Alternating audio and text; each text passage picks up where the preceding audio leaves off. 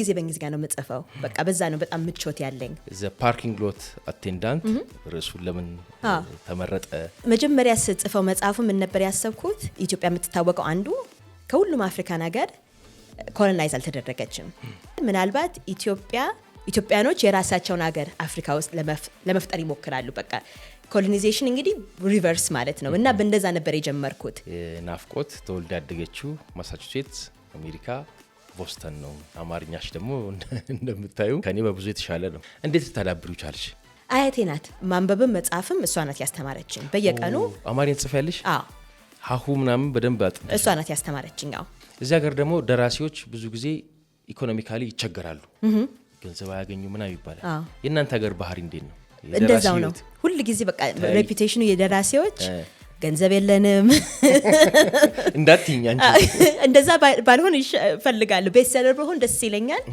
ግን ቤስትሰለር ያልሆነ ከባድ ነው በጣም ከባድ ነው እንዳው ፐብሊሽ መደረግ ራሱ ትልቅ እድል ነው የኔትወርክ ፖድካስት ስፖንሰሮች ገልፍ ኦይል ኢትዮጵያ ለተለያዩ የተሽከርካሪዎች የሚሆኑ የሞተርና የፍሬን ዘይቶችን በማስመጣት ያከፋፍላል ጃራ ኮፊ የሀገራችን ኢኮኖሚ ዋልታ የሆነውን ቡናችንን ለዓለም ገበያ በማቅረብ ላይ ይገኛል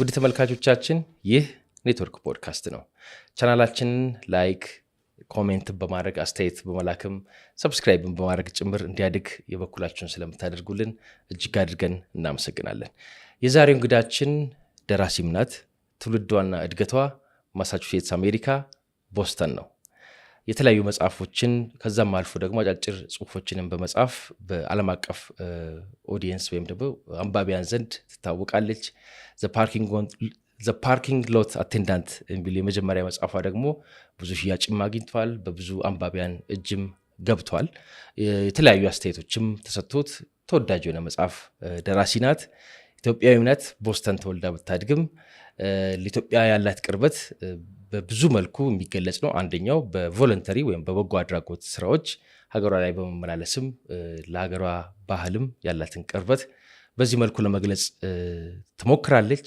ዛሬ በኔትወርክ ፖድካስታችን እንግዳ አድርገናታል ብዙ ነገሮችን እንጫወታለን ብዬ ተስፋ አድርጋለሁ ቆይታችሁ ከኛ ጋር ይሁን አመሰግናለሁ ናፍቆት ታምራት ሰላም እንኳን ደህና መጣሽ እንኳን ደህና ጠበቃችሁኝ ደስ ብሎኛል ስለተገናኘን እኔም በጣም ደስ ብሎኛል መጀመሪያ መጽሐፍሽ እንደወጣ በ2018 በእናንተ ማለት ነው በእኛ 2010 ወይ 2008 ይመስለኛል 7 ዓመት ልዩነት ነው አይደል አብዛኛው ጊዜ እንደዛ ነውና መጀመሪያ መጽሐፍሽ ሲወጣ ሰብቼ ነበር አንቺ ደግሞ መጽሐፉን በማስተዋወቅ ቢዚ ነበርሽ አጋጣሚ ሆነና እንግዲህ ዛሬ እግዚአብሔር ፈቅዶ ለመገናኘት ችለናል እኔ ደግሞ በጣም ደስተኛ ነኝ እከታተለው ነበር መጽሐፍሽ ሪቪዎቹን እከታተል ነበር ፈረንሳይ ላይ የነበረውን አቀባበል የተለያዩ ሰዎች ደግሞ አስተያየት ሰጥተውበት ቆንጆ አቀባበል ነበርና እጓጓ ነበር ምናለ ኢንተርቪው ባረጋት ብዬ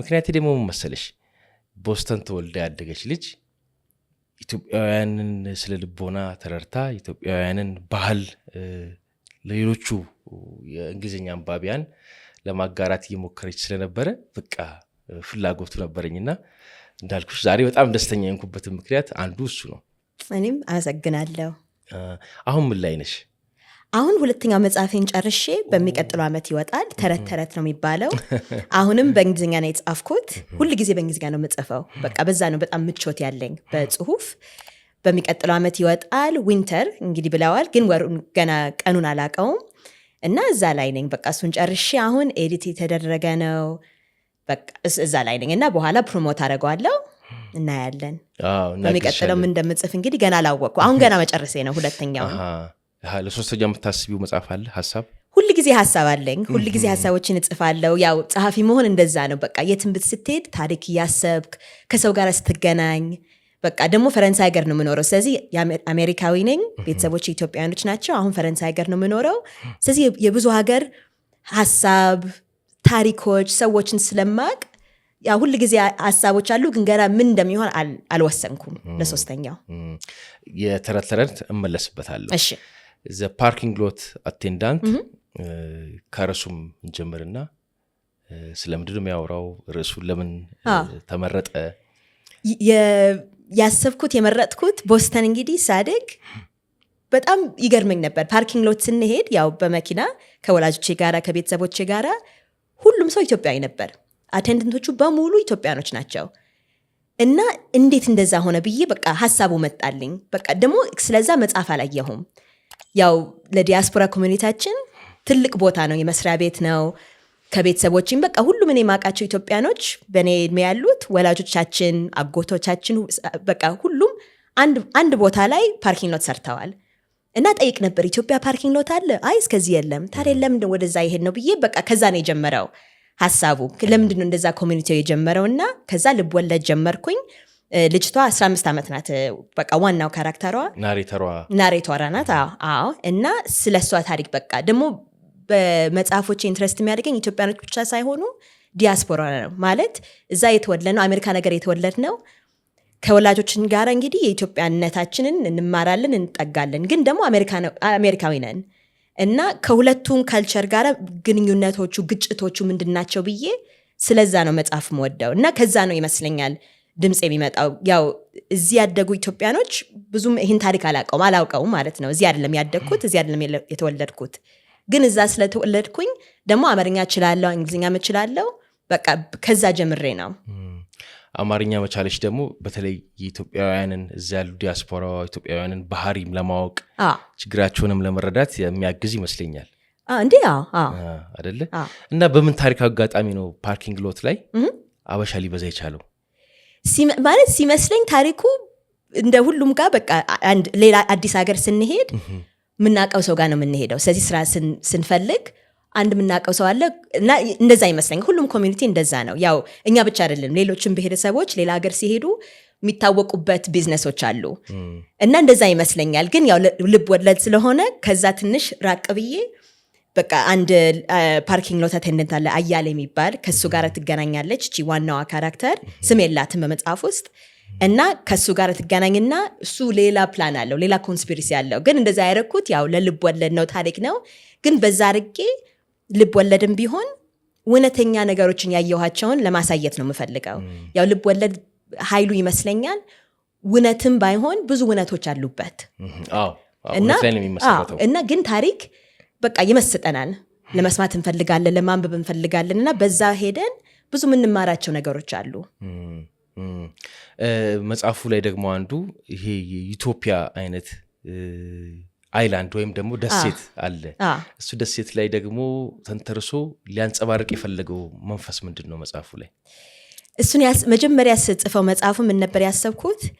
ሁል ጊዜ በቃ ኢትዮጵያ የምትታወቀው አንዱ ከሁሉም አፍሪካን ሀገር ኮሎናይዝ አልተደረገችም እና በዛ እንግዲህ ብዙ ኩራትም አለ እና መጀመሪያ የመጣልኝ ሀሳብ ምን ነበር? ምናልባት ኢትዮጵያኖች የራሳቸውን ሀገር አፍሪካ ውስጥ ለመፍጠር ይሞክራሉ። በቃ ኮሎኒዜሽን እንግዲህ ሪቨርስ ማለት ነው እና በእንደዛ ነበር የጀመርኩት።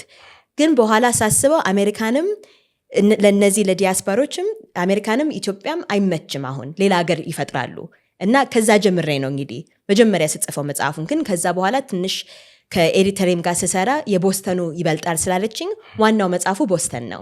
ግን መጀመሪያ ስጽፈው አንድ ቻፕተር ደሴቱ ላይ፣ ሁለተኛው ቦስተን፣ እንደዛ አልተርኔት ያርኩኝ ነበር። ግን በኋላ አብዛኛው ቦስተን ይሁን ስላለች በዛው ቀጠልኩኝ። መግቢያ ላይ ለተመልካቾቼ ናፍቆት ተወልዳ ያደገችው ማሳቹሴትስ አሜሪካ ቦስተን ነው አልኩኝ። አማርኛሽ ደግሞ እንደምታዩ ከኔ በብዙ የተሻለ ነው አይመስለኝ፣ ግን አመሰግናለሁ። ቆንጆ ነው ናፍቆት ሊሆነት ለመናገር ፍሎም ሰዋሰው አላል አረፍተ ነገር የምትጠቀሚበትን መንገድ በጣም ቆንጆ ነው። እንዴት ልታዳብሩ ይቻልሽ? አያቴ ናት። በአያቴ በኩል ወላጆች እንግዲህ ቦስተን ሆኜ ያው ይሰሩ ነበር እና አያቴ ከኛ ጋር ነበር የምትኖረው። በቃ ከሷ ጋር ነበር በቃ ሙሉ ቀን ማሳለፈው እና በጣም ጎበዝ ነበረች። ያው ቤት ውስጥ አማርኛ ብቻ ነበር የምናወራው፣ እንግሊዝኛ አይፈቀድም ነበር እና ማንበብም መጻፍም እሷ ናት ያስተማረችኝ። በየቀኑ አማርኛ ትጽፊያለሽ? ሀሁ ምናምን በደንብ እሷ ናት ያስተማረችኝ። ያው ታነቢያለሽ? አማርኛ ትጽፊያለሽ? ከቤት ስራዬም በፊት ትምህርት ቤትም ከገባሁኝ በኋላ መጀመሪያ መስመር መጻፍ ይኖርብኝ ነበር እና ለእሷ አነብ ነበር። ከዛ በኋላ ነበር ወደ ቤት ስራ መሄደው እና በሷ ኃይል ነው የተማርኩት። የሚገርም ነው። እንግዲህ አንቺ ሁለተኛ ጄኔሬሽን ነሽ። አሜሪካ ውስጥ ተወልዶ ያደጉ ኢትዮጵያውያን ቁጥር በጣም እየበዛ ነው። አሁን እንግዲህ መጀመሪያ ሄደዋሉ፣ ሁለተኛ ሄደዋሉ። እዛ ተወልዶ ያደጉ ደግሞ ራሱን የቻለ ትውልድ ነው። በደንብ ኢትዮጵያውያን ናቸው። እንዲህ እንዳንቺ ደግሞ ማንነታቸውን ሳይለቁ ጭራሽ ደግሞ ፕሮሞት እያደረጉ ያሉ ብዙዎች ናቸው። ቴክኖሎጂ ላይ እንደናንተ በሊትሬቸር በብዙ መልኩ ልጆች አሉ። እንደዚህ የመገናኘት ህብረት የመፍጠር አይነት ነገር አላችሁ? አለና እሺ። ማለት በተለይ በሶሻል ሚዲያ ጊዜ በጣም ቀላል ነው። አሁን መጽሐፌ ሁሉ ሲወጣ ከብዙ ጸሐፊዎች ሰፖርት አግኝቼ ነበር። በትዊተርም ቢሆን በኢንስታግራም ሜሴጅ አግኝቼ ነበር። በቃ ኮሚኒቲው አለ። አሁን እንግዲህ እኔ ፈረንሳይ ሀገር ነው የምኖረው እና ፈረንሳይ ትንሽ ኢትዮጵያኖች አሉ፣ ግን በዚህ በሚዲያ በጽሁፍ በኩል ብዙም የሉም። እንደ አሜሪካን ሀገር አይደለም፣ ገና ነው። ግን ምንም ቢሆን በኢንተርኔት እንግዲህ እንገናኛለን። እሱ ትልቅ ነገር ነው። ምን ያህል ሸጥሽ? የመጀመሪያውን ስንት ኮፒ ተሸጠ? አላቅም፣ ታውቃለህ? ቁጥሩን አላቀው። ለምን? ብዙ ሆኖ ሳይሆን የቁጥር ነገር አይሆንልኝም እና ተነግሮኛል፣ አላስታውሰውም። እውነት ለመናገር ካልሽማ በገንዘብ ማወቅ ይቻላል። እሱንም አላቅም። ማለት አድቫንስ ተሰጥቶኝ ነበር እና ከዛ በላይ ሽጫለሁ። ግን ከዛ በላይ ስንት ሽጫለሁ ማለት እንዳልኩ ሂሳቡ ከባድ ነው። ላለመናገር ፈልገሽ አይደለም፣ እውነት አልችልም። ቤተሰቦቼን ጠይቃቸው። በሂሳብ ሁል ጊዜ በቃ ዜሮ ነበርኩኝ። ዞሮ ምላሹ እንዴት አየሽው? ጥሩ ነበር። ጥሩ ሪቪው አግኝተዋል። ኖሚኔት ተደረገ። ደስ አለኝ። በተለይ ለመጀመሪያ መጽሐፍ ከባድ ነው። ብዙ መጽሐፍ ይወጣል በተለይ በእንግሊዝኛ እና ብዙ ቆንጆ መጽሐፎች ሳይናገርላቸው ይጠፋሉ እና በጣም እድለኛ ነኝ እና እሱም በኮሚኒቲ ምክንያት ነው። አሁን ብዙ ጸሐፊዎች ሌሎች ኢትዮጵያኖችም በቃ በአካውንታቸው ፕሮሞት ሲያደርጉት ሌላ ሰውም ይሰማል፣ ያነባሉ እና እኔም እንደዛ ለማድረግ እሞክራለሁ። አሁን በትንሽ ፕላትፎርሜ እንደዛ እንደተደረገልኝ እኔም ለሌሎች ጸሐፊዎች እንደዛ ለማድረግ እሞክራለሁ። ጥሩ ነው። አሁን ፈረንሳይ ምንድን ነው የምትሰሪው? እዛ አስተምራለሁ፣ እጽፋለሁ፣ አስተምራለሁ። እንግሊሽ ነው የምታስተምሪው? እንግሊሽ ነው የማስተምረው። እዛው የወታደሮች ትምህርት ቤት አለ እና አሁን እነሱ በፈረንሳዮች በሌላ ቋንቋ ትንሽ ደከም ብለው ነበር እና አሁን በጣም በተለይ ወደ እንግሊዝኛ ትምህርት የመሩ ነው እና እዛ ወታደሮቹን ኤሴ ይጽፋሉ በእንግሊዝኛ እና ወደ አሜሪካ ነገር ሄደው ፕሬዘንት ያደርጉታል እና እነሱን በዛ በጽሁፍ በንግግር አስተምራቸዋለሁ በእንግሊዝኛ። ትክክለኛ ሰው ሳያገኙ አይቀሩም። ሊትሬቸር ሰው ያገኙት። ጥሩ ነው። ስለዚህ ዋናው ስራችሁ ከዚህ ከሚሊታሪ ጋር ምናምን አይገናኝም? አካዳሚክ ነገሩ ላይ መሰሪ ማለት ነው እንጂ ከሚሊታሪ ጋር አይገናኝም። መተኮስ ምናምን በፍጹም። የሚገርም ነው።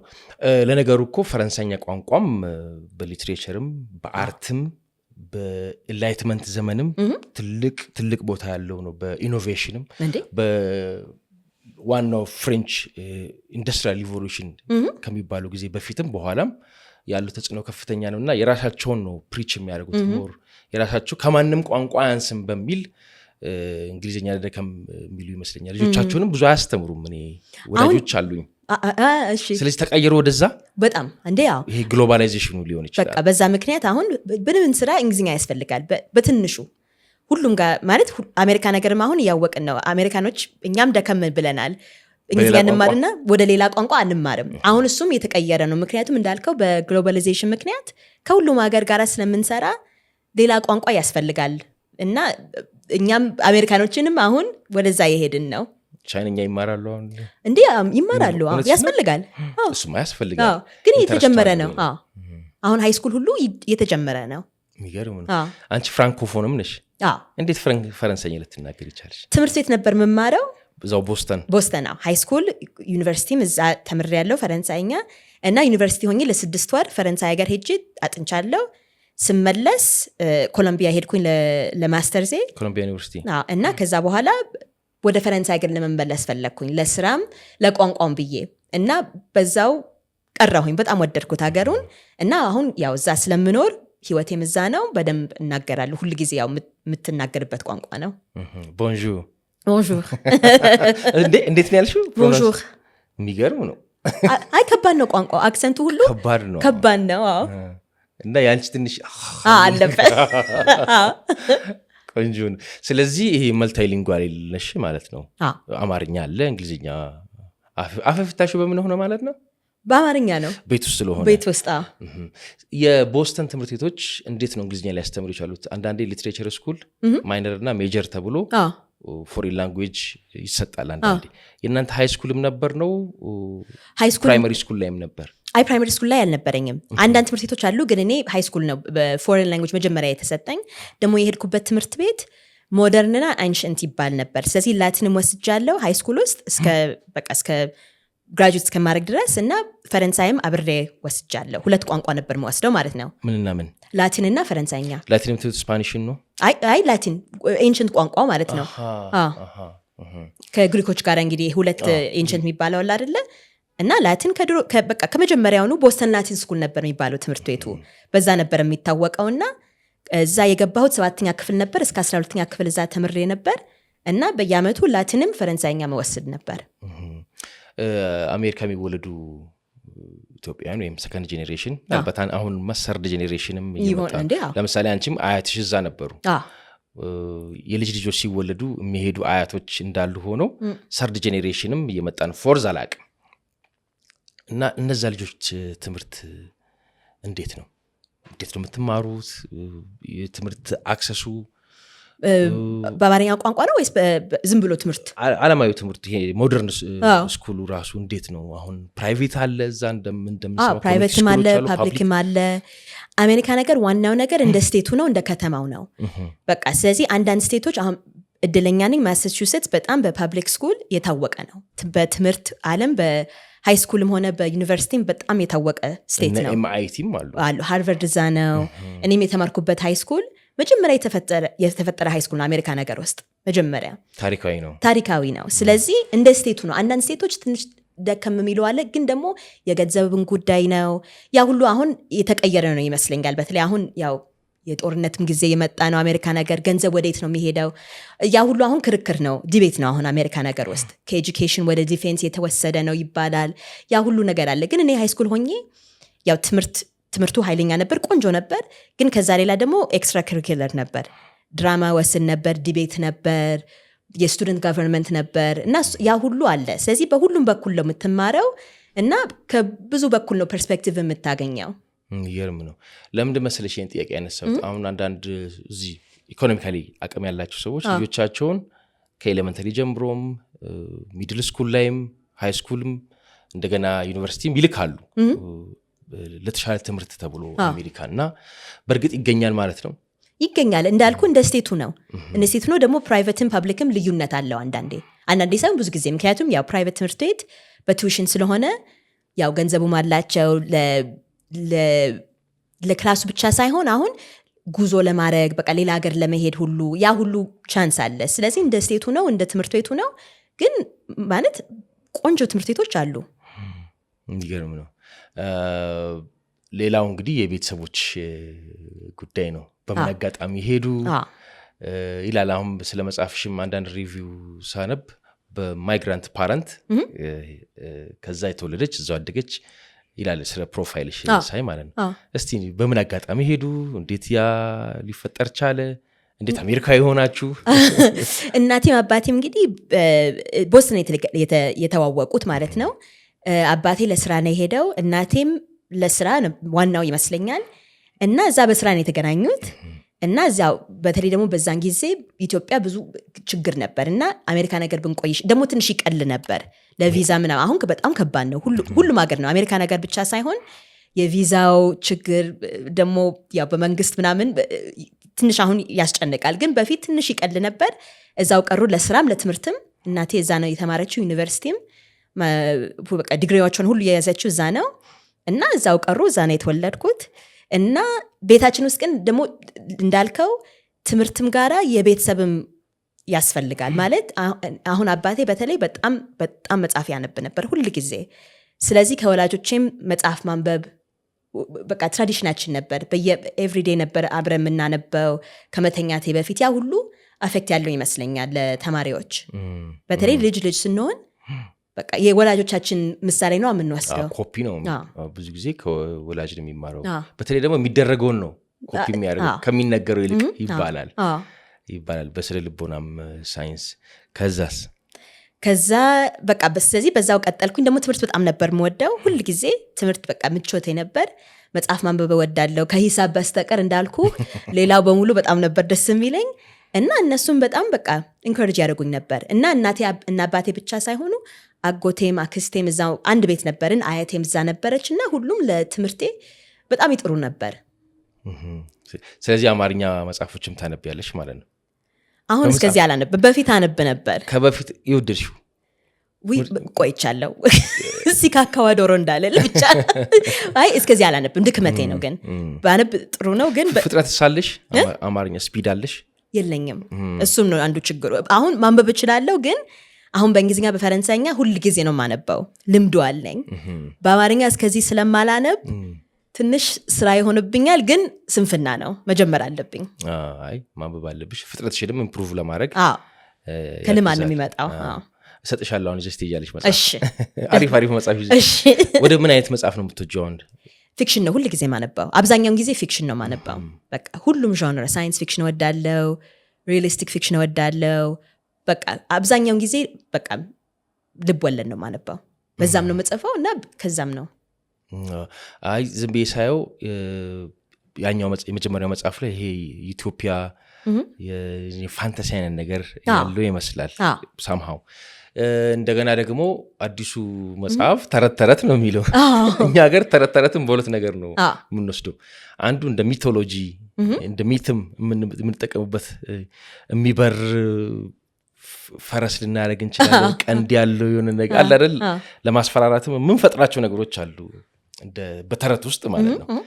እንደገና ደግሞ ተረት እንደ ኦራል ትራዲሽንም እንደ ኦራል ሊትሬቸርም እንጠቀምበታለን። እውቀት ማስተላለፊያም ነው፣ በተለይ ለወጣቱ ትውልድ፣ ለታችኛው ትውልድ። ለምን መረጥሽው ተረት? ይሄ አሁን እንደምትነግርኝ ፋንታሲ እንትን ሳይንስ ፊክሽን ምናምን ስለምትወጂ ሊሆን ይችላል ነው። ደግሞ እንዳልከው ያው ሜቶሎጂው በዛ ነው መጀመሪያ የጀመርኩት። ምክንያቱም ፈረንሳይ ሀገር ሆኜ የትርጓሜ ማስተር ሰርቼ ነበር እና እዛ ሆኜ ምን ተረጎምኩኝ የመጽሐፍ ቅዱስ የሄኖክ ቡክ ኦፍ ኢኖክ የሚባለው መጽሐፈ ሄኖክ እና ስተረጉሞ ገረመኝ። ከዛ በፊት አንብቤው አላቅም ነበር እና በቃ ታሪኮቹም ሚቶሎጂውም በዛ ጀመርኩኝና ከዛ ልብ ወለዱ መጣብኝ እና ከዛ አንዱ ሚቶሎጂ እሱ ነው። ግን ደግሞ መጽሐፍ ውስጥ ማነው እነዚህ ታሪኮች በተለይ የሀገር ታሪኮች ማነው የሚናገረው፣ ማነው የሚጽፈው፣ ማነው የሚቀበለው፣ ለማን ነው ብዬ ከዛ ጀምሬ ነው ተረት ብዬ የጀመርኩት። እና መጽሐፍ ውስጥ 3 ሰዎች አሉ ዋናው ካራክተሮች እና እነሱ እንግዲህ ታሪክ ይናገራሉ፣ ግን የራሳቸውንም የፈጠሩ ነው። ስለዚህ በዛ የናሽናል ታሪክ ውስጥ የራሳችን የኢንዲቪጁዋል ታሪክ ምን ያለን ብዬ እሱን ትንሽ ለመግባት ፈልጌ ነው። እና ለምን ተረት ተባለ?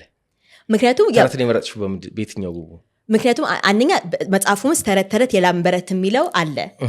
ስለዚህ ታሪክ የሚናገሩ ሰዎች አሉ መጽሐፍ ውስጥ፣ ግን ደግሞ የሚቀበሉትም ሰዎች አሉ። ስለዚህ ታሪኩ በሙሉ ያው መጽሐፉ ራሱ አንድ ተረት ነው።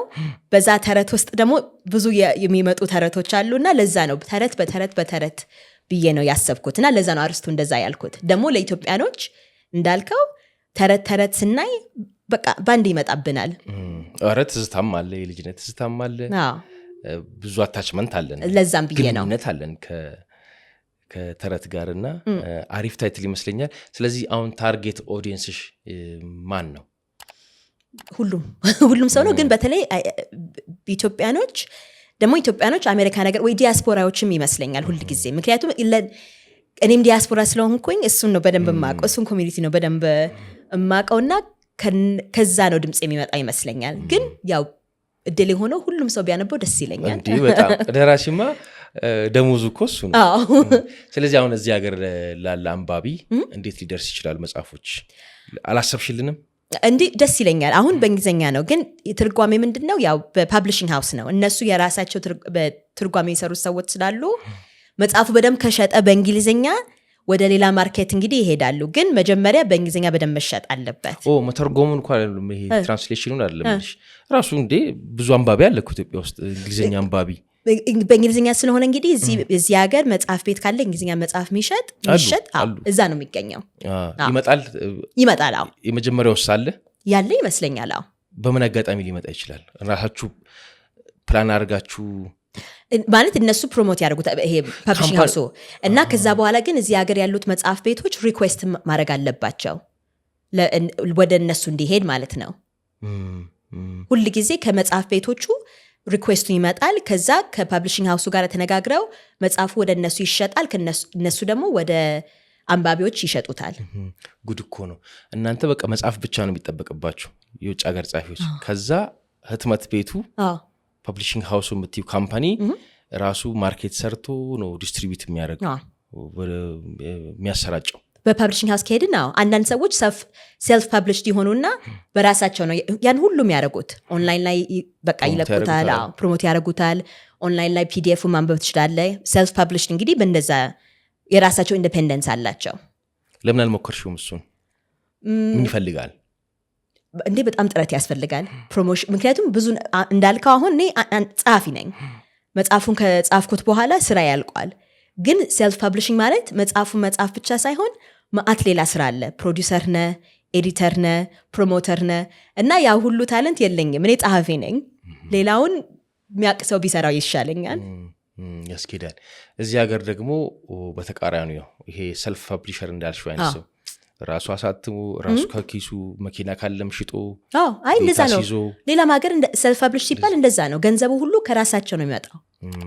ሁሉ ነገር በጀትን ኢንቨስት አድርጎ ከዛ ነው የሚሰበስቡ። ማዞር ካለበትም ተሸክሞ በየኮፊ ሾፕ ምናምን እየዞረ በየላይብረሪ እየዞረ ራሱ ነው የሚያሰራጨው። እና እንደዚህ አይነት ካምፓኒዎች ደግሞ እዚህ ሀገር ያሉ አይመስለኝም። ፐብሊሽንግ ሃውስ ካተመም የራሱ ሾፕ ላይ ብቻ ነው የሚያስቀምጠው። የተለየ ስትራቴጂ እንደዚህ አናቅም። ካለ እንግዲህ እናያለን ወደፊት። እንደ ካምፓኒ ራሱ ፕሮሞት አድርጎ ኮፒ ኤዲት አድርጎ ዲዛይን አድርጎ ምናምን ሁሉ ነገሩን ኦተሩ ነው የሚጨርሰው። ሁሉ ነገር ብዙ በርደን አለበት። እንደ ጥቅምም ብዙ እዚህ ሀገር እንግዲህ ደራሲዎች ናፍቆቴ አንዱ ምጠይቅሽ በመጽሐፍ ትልቅ ቦታ የደረሱ ሰዎች አሉ። ብዙ ሚሊዮን ኮፒ የተሸጠላቸው ቤስት ሴለር ተብሎ የሚጠቀሱ ሰዎች አሉ። እዚህ ሀገር ደግሞ ደራሲዎች ብዙ ጊዜ ኢኮኖሚካሊ ይቸገራሉ፣ ገንዘብ አያገኙ ምናምን ይባላል። የእናንተ ሀገር ባህሪ እንዴት ነው? እንደዛው ነው።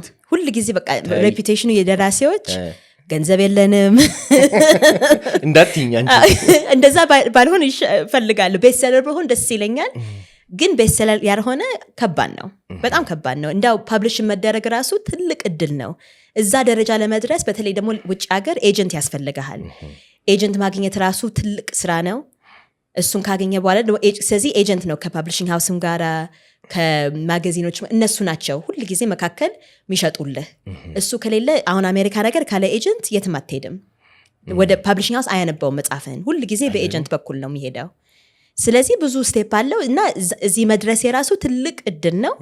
ግን ከዛ በላይ ደግሞ አሁን ሁል ጊዜ ሌላ ስራ አለኝ። አሁን አስተምራለሁ፣ ከብዙ ሌሎች ስራዎች አሉኝ ለገንዘብ ማለት ነው። ግን መጽሐፍ ብቻ ጽፋለሁ ብዬ ለመድረስ ትንሽ ጊዜ ያስፈልገኛል። ስለዚህ ሁሉም ጋር ነው ደራሲዎች ገንዘብ በኩል ከፍቅር ነው መጽሐፍ ከመውደድ ነው እንጂ ለገንዘብ ብለህ መጽሐፍ እጽፋለሁ ካልክ አይዋጣም እንዴ! በፍጹም በቃ ሴንስ የለውም።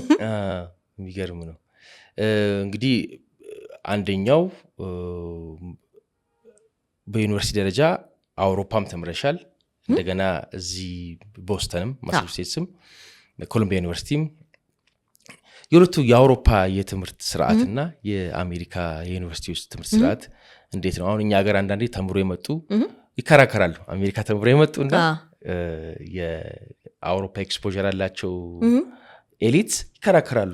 ትምህርትማ ዩሮፕ ነው እንደዚህማ አሜሪካ ነው ይባላል። አንቺ ሁለቱ ለመሀል ካየሽው አንጻር ምንድነው ጋፑ? ምንድነው አንድነቱ? አይ በጣም ልዩነት አለው። ግን አውሮፓ ማለት ይበልጣል ልዩነት አለው ሲስተሞቹ እንጂ በላለጣ ልትኝ አይደለም። አይደለም እንደ ቴስት ነው። እኔ ማለት ደግሞ አሜሪካ ነገር ነው ያደግኩት። ስለዚህ ያው አንደርግራድም ማስተርዝም መጀመሪያ ማስተርዜን የያዝኩት አሜሪካ ነገር ነው እና እዛ ምን ነበር ያየሁት በቃ ዲስካሽን ይፈለጋል። አስተማሪዎች ከተማሪዎች ጋር ይነጋገራሉ። ፓርቲሲፔሽን በጣም ይፈለጋል እና አውሮፓ ልል አልችልም፣ ምክንያቱም ፈረንሳይ፣ ጀርመን ሁሉም የራሳቸው ሲስተም አለ። ፈረንሳይ ግን እንደዛ አይደለም። ፈረንሳይ አንድ አስተማሪ አለ፣ ከፍ ብለው ይቆማሉ፣ ሌክቸር ያደርጋሉ፣ ንግግር የለም፣ ኖት ትወስዳለህ፣ በቃ ፈተናው ላይ በጣም ልዩነት አለው። ስለዚህ ያው እኔ በአሜሪካ ነገር ሲስተም ስለለመድኩኝ እሱ ነው የሚሻለኝ፣ ደስ ይለኛል። እንደዛ መወያየት እስከ መወያየት አለ። አሜሪካ እንዴት ነው የምትማሩት? እንደዚህ መወያየት አለ። ሴሚናር ነው፣ ትንንሽ ክላሶች ናቸው። መጽሐፉ ምናምን ታነባለህ፣ ታጠናለህ፣ ፈተናም አለ፣ ኤሴም አለ። ግን ደግሞ ክላስ ውስጥ ጥያቄ ትጠይቃለህ እና ደግሞ በቃ ኢንካሬጅ ትደረጋለህ። ሀሳብ ምን ነበር፣ ኦፒኒየኑም እንዴት ነበር እና በዛው ትማራለህ፣ ታድጋለህ በዛ። ግን ፈረንሳይ ሀገር እንደዛ አይደለም። ፈረንሳይ ሀገር በቃ እንደዛ ኮንቨርሴሽን ምናምን ክላስ ውስጥ አይፈቀድም። ዝም ብለህ ትሰማለህ፣ 2 ሰዓት 3 ሰዓት ኖት ትወስዳለህ፣ ፈተና አለ፣ አለቀ። አስተማሪው ነው እውቀቱን ዋን ዌይ ነው በቃ እውቀቱ ከአስተማሪው ነው በቃ አለቀ። ጥያቄ ካለ ምናልባት መጨረሻ ላይ እጅህን ዘርግተህ ትጠይቃለህ፣ አለቀ። ስለዚህ ያኛው ኢንተራክቲቭ ነው አይነቱ ነው እንጂ የሚለያየው ኳሊቲ ላይስ የት ይበልጥብሻል?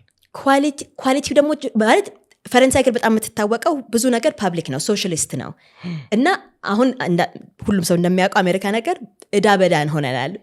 ዩኒቨርሲቲ በጣም ውድ ነው እና እዳ እንወስዳለን።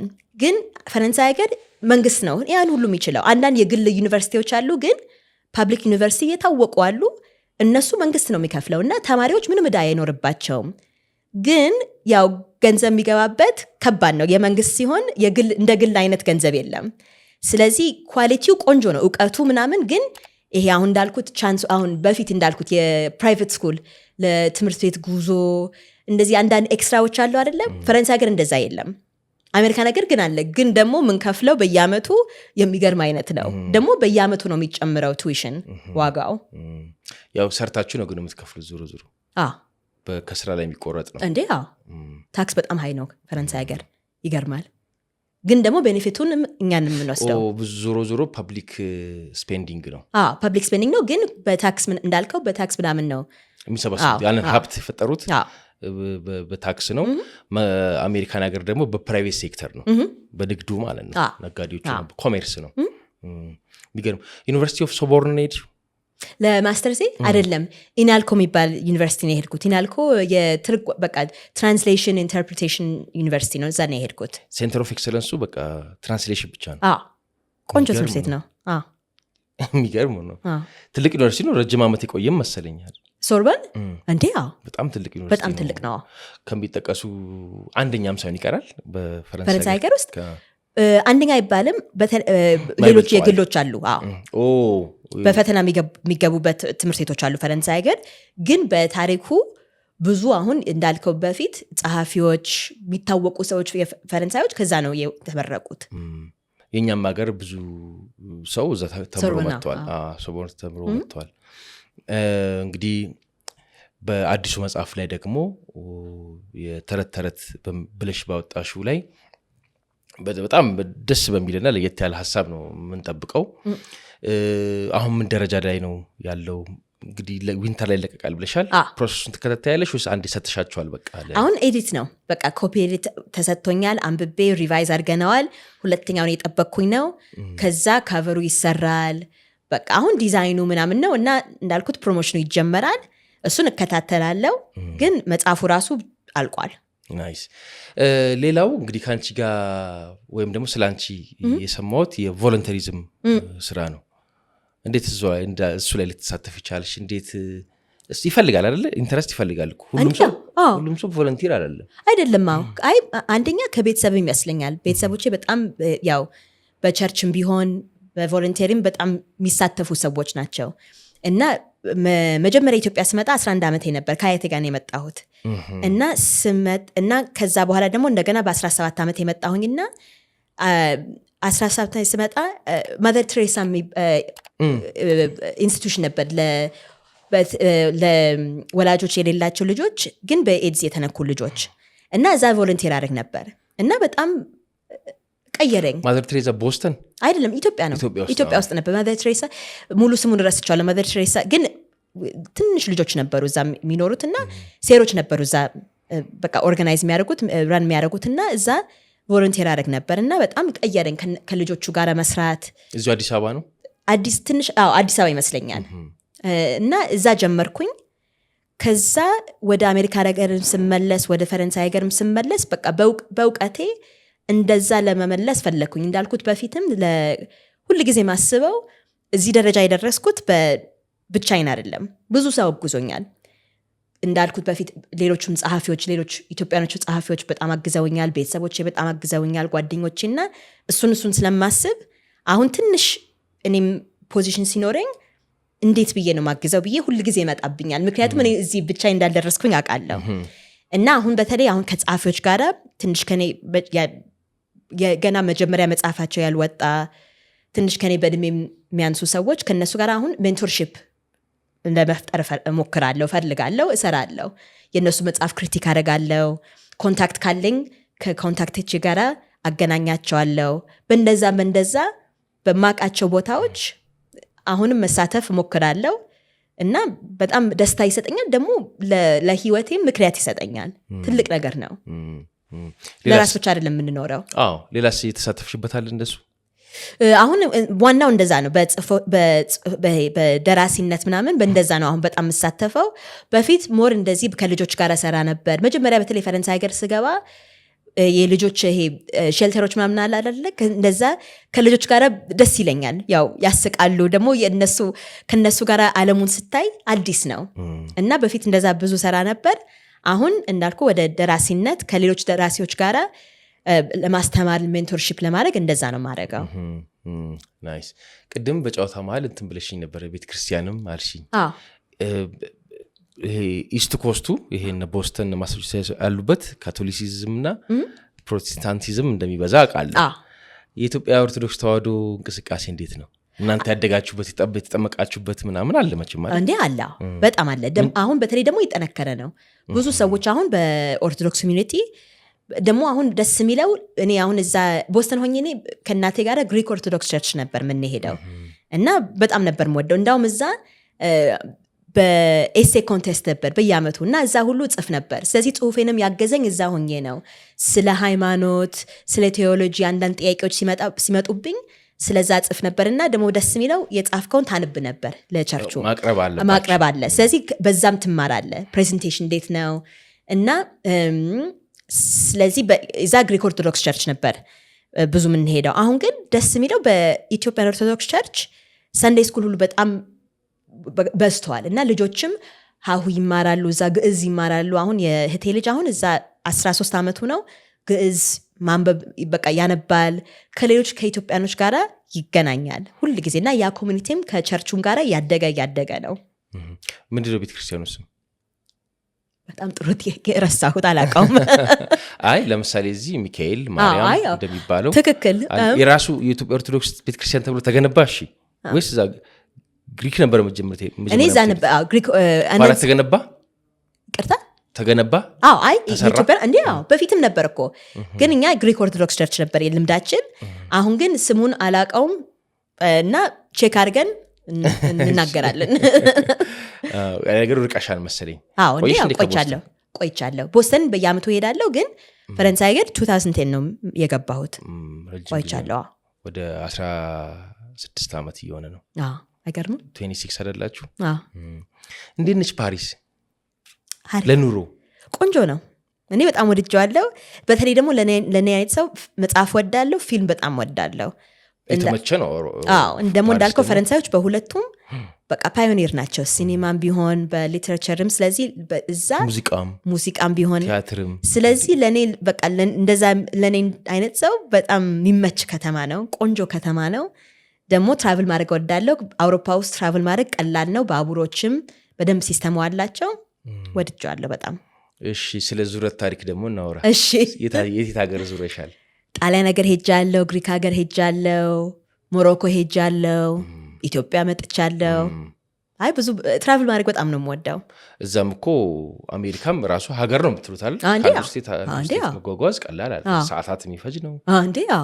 እንዴ ከኢስት ኮስት ወደ ዌስት ኮስት በአውሮፕላን 6 ሰዓት ነው። በጣም ብዙ ነው። ከዚህ እንደ ደቡብ አፍሪካ እንደሚሄድ ማለት ነው። እንዴ ከፓሪስ ወደ ኢትዮጵያ እንደመምጣት ማለት ነው። አክሮስ ዘ ኮንቲኔንት አህጉር እንደማቋረጥ ነው። እና ራሱ ይረዳል። አሁን ለምሳሌ ትራቭል ማድረግ፣ የተለያዩ ካልቸር ማየት እንደ ኢንፑት ተጠቀሚበታለሽ።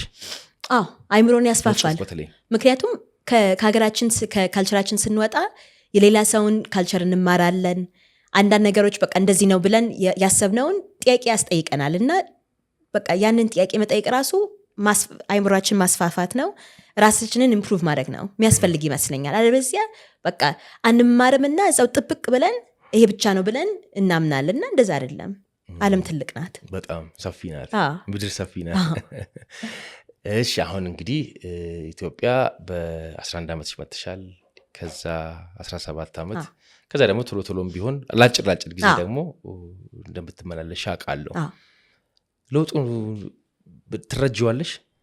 እንግዲህ አዲስ አበባ ነው በአብዛኛው ጊዜ የምመጣው ይሁን እና አዲስ አበባ ስመጣ ሁል ጊዜ ይቀየርብኛል፣ ይስፋፋል። አዳዲስ በቃ ህንፃዎች እንግዲህ ይገነባሉ፣ በጣም ይቀየርብኛል በጣም።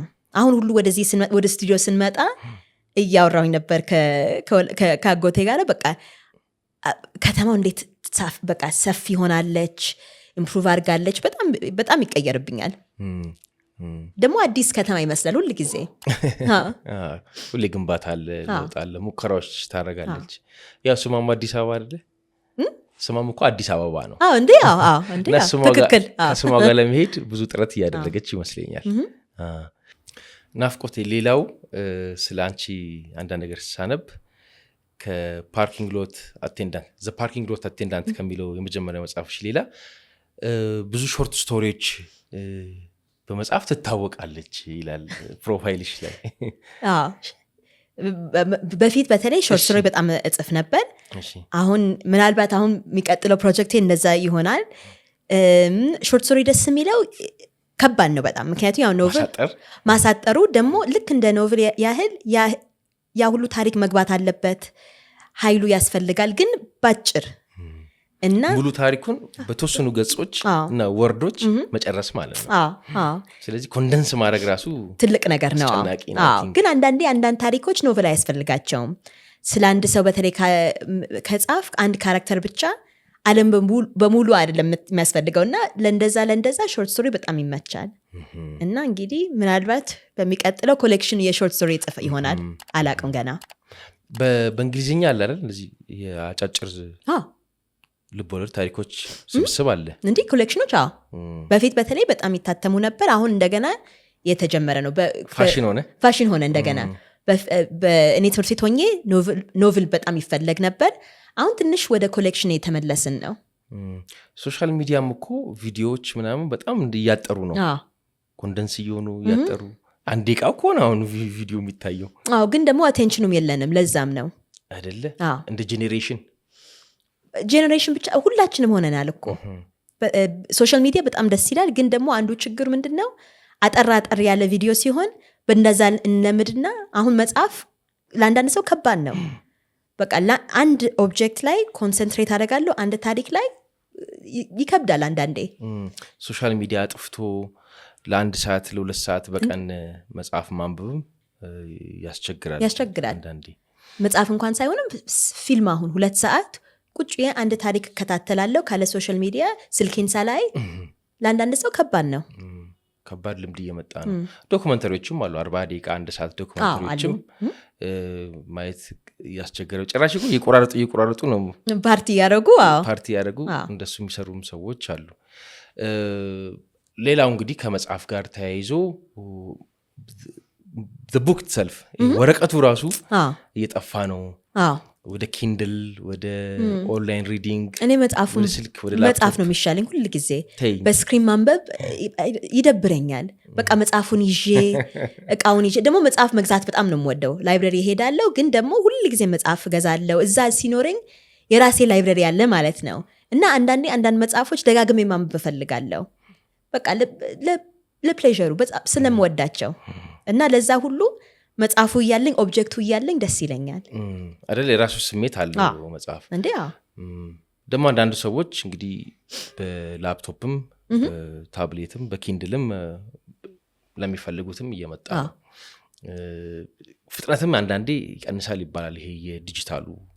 አይ ደግሞ አውሮፓ በተለይ አሜሪካ ነገርም ግን አውሮፓ በተለይ ቤቶቻችን ትንንሾች ናቸው። ስለዚህ ለዛም ኪንድል ደስ ይላል።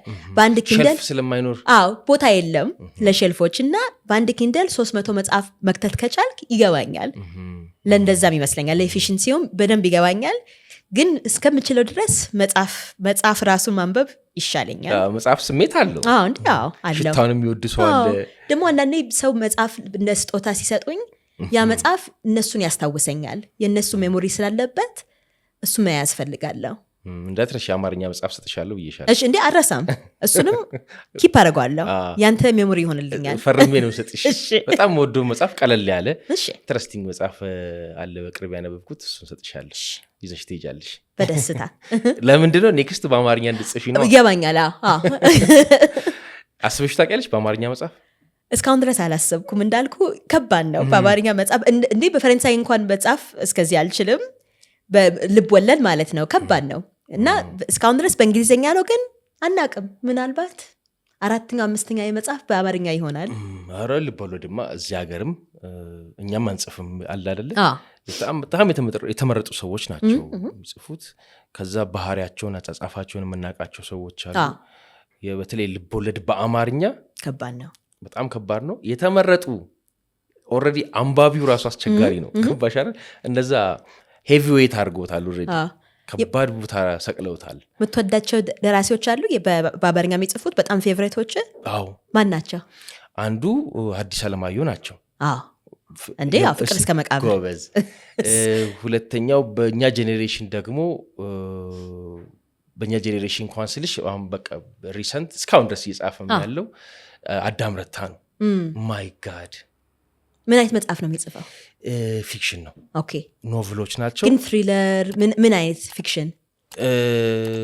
ሪያሊስቲክ የሚባላል። ሪያሊስቲክ የሚባል ካለ ሪያሊስቲክ ዳውን ቱ እርዝ የሆነ ሰው ነው እሱ። በጣም ጎበዝ ጻፊ። መጥቀስ ስላለብኝ ነው እኔ ጠያቂውን ሽኩ እንጂ በጣም ብዙ አሉ። እኔ የሁሉንም ነው ማነበው፣ አልመርጣቸው። አንተም ልብ ወለድ ነው አብዛኛው ጊዜ የምታነበው? እኔ ደግሞ እኔ ትንሽ ይለያለ ወደ ፖለቲካ ኢኮኖሚውን፣ ይሄ ኔሽን ቢልዲንጉን እንደዚህ አይነቱን ነገር ነው ማነበው። ቅድም ራሷ ላይሽም የአይደንቲቲ አይነት ነገር ነው ተወሼ ሳነብ ያየሽው። ደግሞ ለፖድካስቱም ሳስበው ወደ እንዛ ነው አይደለ ንባብ የሚሄደው። ለፖድካስቱ ለኢንተርቪው ስትዘጋጅ ኢንተረስት ስላልሽ ነው እንጂ ያነሳሁት እሱን። ፖድካስቱ እንዲሁ እንደ ኦል ራውንድድ ነው። ሁሉ ነገር ለማካተት ነው እየሞከርን ያለው። ሁሉ ነገር ኔትወርክ አለው። አሁን አንቺ መጽሐፍ ጽፈሽ ለማሳተም ኔትወርክ ያስፈልግሻል። ቅድም ያልሽው ኤጀንት፣ ኮኔክሽኖች ያስፈልጉሻል፣ ማተሚያ ቤት፣ ሽያጩ፣ ዲዛይኑ፣ ኮፒ ኤዲተሩ ምናምን ያስፈልግሻል። ይሄ ሁሉ ነገር ተሰብስቦ ነው መጽሐፍ የሚሆነው። ይሄን ነው ኔትወርክ ለማድረግ የምንፈልገው። ቢዝነስ ላይም ኢንተርፕረነርሺፕ ላይም ሁሉን ነገር ለማያያዝ እንሞክራለን።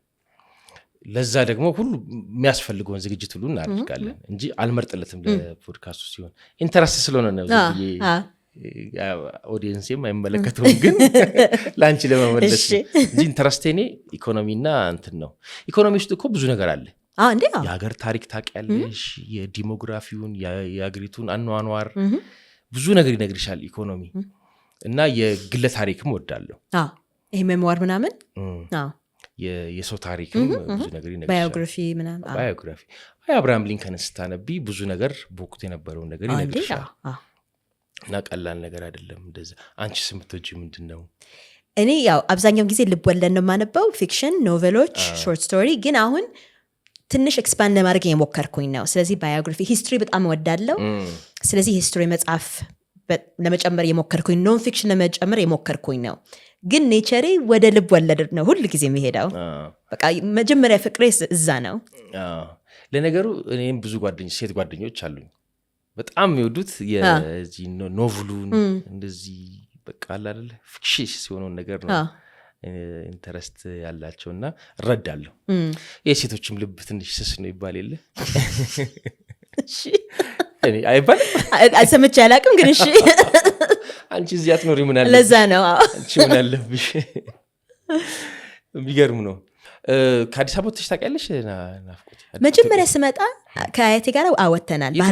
ባህር ዳር ሄደን ነበር፣ ጎንደር፣ ድሬዳዋ። እናቴ ከድሬዳዋ ናት። በቃ ቤተሰቦቼ ከድሬዳዋ ናቸው። እዛ ሄደን ነበር። ከዛ በኋላ ግን ተመልሼ ላሊበላ ሄደን ነበር። ግን ከዛ በኋላ 11 ዓመቴ ነበር እና ግን ከዛ በኋላ ሁሉም ጉዞቼ አዲስ አበባ ናቸው። ግን ለመመለስ እፈልጋለሁ። ሌላ አገሪቷን በደንብ አያት ደስ ይለኛል። በጣም ተቀይሯል። እንግዲህ ያለሽ ሜሞሪ የልጅነት ትዝታ ነው። አይ ቲንክ ይህን ትዝታሽን ማሳደግ አለብሽ። እንዴ አሁን ለስንት ጊዜ ነው የመጣሽው? ለ1 ሳምንት ነው የመጣሁት። አጭር ጊዜ ነው። ከስራ ጋር ትንሽ ያስቸግራል። ግን ለበዓል ለፋሲካ መምጣት ፈልጌ ነበር። በዓል ላይ ነው ደግሞ የሆነሽ ረፍትሽ። በዓላችንም እኮ እንትን ነው፣ አውደ ዓመታችንም አሪፍ ነው እኮ፣ ራሱን የቻለ ሚሞሪ ነው። ምንድነው ማትረሺው ከኢትዮጵያ በዓል?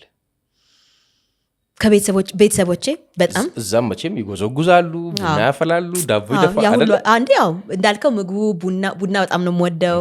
ያ ሁሉ ግን ባህላችን በሙሉ እሱ ነው በጣም የሚመጣብኝ።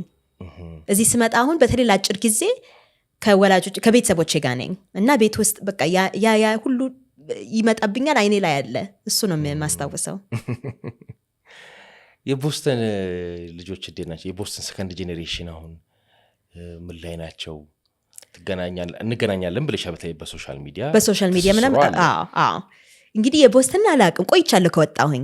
በሶሻል ሚዲያ ምናምን ማገኛቸው እንዳልኩ በፊልድ ያሉት ሰዎች ናቸው፣ ደራሲዎች፣ አንዳንድ ሚዲያ ውስጥ ያሉ ሰዎች፣ ፖድካስት የሚሰሩ እዛ እንዳልከው ብዙ ኢትዮጵያኖች አሁን አሉ እዛ አሜሪካ ነገር የራሳቸው ፖድካስት ኮሜዲ የሚሰሩ ብዙ በሚዲያ ያደግን ነው። ግን የቦስተን ልጆች እንዴት ናቸው? ቆይቻለሁ ከወጣሁኝ ከቦስተን አላቀውም። የወጣሁት ደግሞ ማስተር ዜን ሰራሁኝ። በ20 ምናምን ዓመቴ ወደ ፈረንሳይ ሀገር ሄድኩኝ፣ እዛው ቀራሁኝ። ስለዚህ ፈረንሳይ ነው ማውራት ያለብን።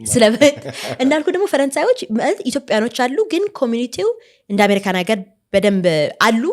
ግን እንደዛ ኮሚኒቲ እንግዲህ እኔ አላቅም፣ እኔ ስለማላቅም ይሆናል። ግን ብዙም ስለማለገናኝ እዛው በቦስተን አሁን ቦስተን፣ ኒውዮርክ፣ ኤልኤ ምናምን ሀበሾች ሁሉም ጋር ታያለ። ዲሲማ ሌላ ነው። እና ፓሪስ እንደዛ አይደለም። ኢትዮጵያኖች ብዙ አሉ፣ ግን እንደዛ በግንኙነት እንግዲህ ይኖሩ ይሆናል። ግን እኔ እስካሁን ድረስ ብዙ አላገኘሁም። ተማሪዎች ይበዛሉ? የት ቦስተን ወይስ ፈረንሳይ ሀገር?